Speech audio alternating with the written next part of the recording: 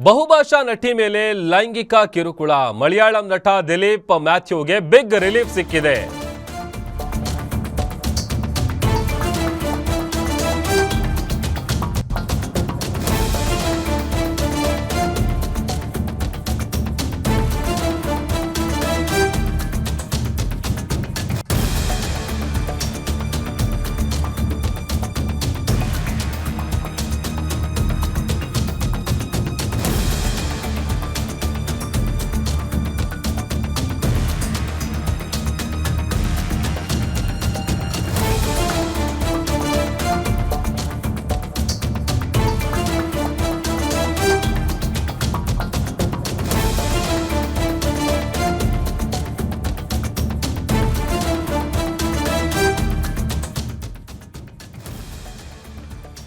ಬಹುಭಾಷಾ ನಟಿ ಮೇಲೆ ಲೈಂಗಿಕ ದೌರ್ಜನ್ಯ ಪ್ರಕರಣಕ್ಕೆ ಸಂಬಂಧಪಟ್ಟಂತೆ ಮಲಯಾಳಂ ನಟ ದಿಲೀಪ್ ಮ್ಯಾಥ್ಯೂಗೆ ಬಿಗ್ ರಿಲೀಫ್ ಸಿಕ್ಕಿದೆ. ಕೇಸ್ನಿಂದ ನಟ ದಿಲೀಪ್ನನ್ನ ಕೋರ್ಟ್ ಖುಲಾಸೆಗೊಳಿಸಿದೆ. 82 ದಿನಗಳ ಕಾಲ ಜೈಲಲ್ಲಿದ್ರು ನಟ ದಿಲೀಪ್ ಮ್ಯಾಥ್ಯೂ.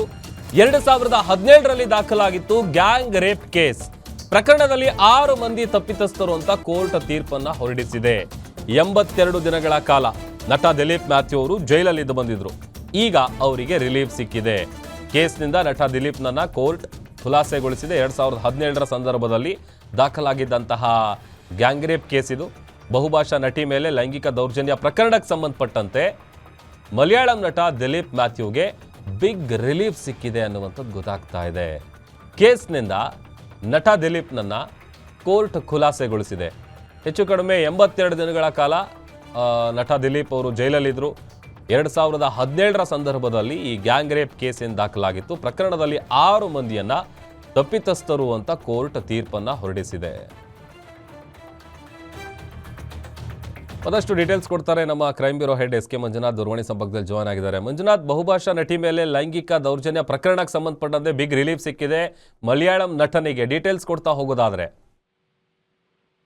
ಪ್ರಭು, ಇನ್ನು 2017ರಲ್ಲಿ ದಾಖಲಾಗಿದ್ದಂತ ಈ ಒಂದು ರೇಪ್ ಪ್ರಕರಣ, ಅದು ಆ ರೇಪ್ ಪ್ರಕರಣದಲ್ಲಿ ಬಹುಭಾಷಾ ನಟಿ ಮೇಲೆ ಲೈಂಗಿಕವಾಗಿ ದೌರ್ಜನ್ಯವನ್ನು ಎಸಗಿದ್ರು ಅಂತಕ್ಕಂಥ ಒಂದು ದೂರು ದಾಖಲಾಗಿತ್ತು. ಅದು ದೂರಿಗೆ ಸಂಬಂಧಪಟ್ಟಂತೆ ಮೊದಲಿಗೆ 6 ಜನರನ್ನ ಈ ಕೇಸ್ನಲ್ಲಿ ಸಿಕ್ಕಿಲಾಗುತ್ತೆ, ಆರೋಪ ಹೊರಿಸಲಾಗುತ್ತೆ. 6 ಜನರನ್ನ ಸಹ ಬಂಧನ ಮಾಡಲಾಗುತ್ತೆ.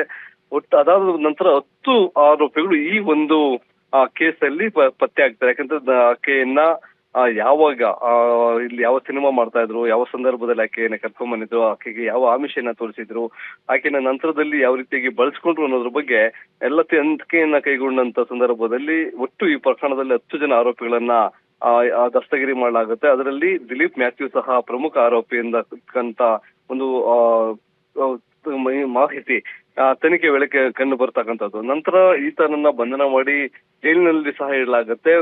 ಇವರು ತನ್ನನ್ನ ಖುಲಾಸೆ ಮಾಡಬೇಕು, ತನ್ನ ವಿರುದ್ಧ ದಾಖಲಾಗಿರ್ತಕ್ಕಂಥ FIR ಇರ್ಬೋದು, ಇವೆಲ್ಲವನ್ನ ರದ್ದು ಮಾಡಬೇಕು ಅನ್ನೋ ನಿಟ್ಟಿನಲ್ಲಿ ಎರ್ನಾಕುಲಂ ಅಂದ್ರೆ ಕೇರಳ ಹೈಕೋರ್ಟ್ಗೆ ಒಂದು ಅರ್ಜಿಯನ್ನ ಸಲ್ಲಿಸಿರ್ತಾರೆ.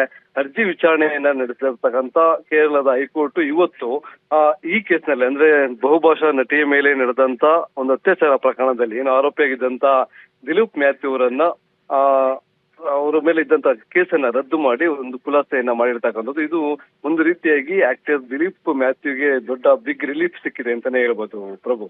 Okay, thank you Manjunath.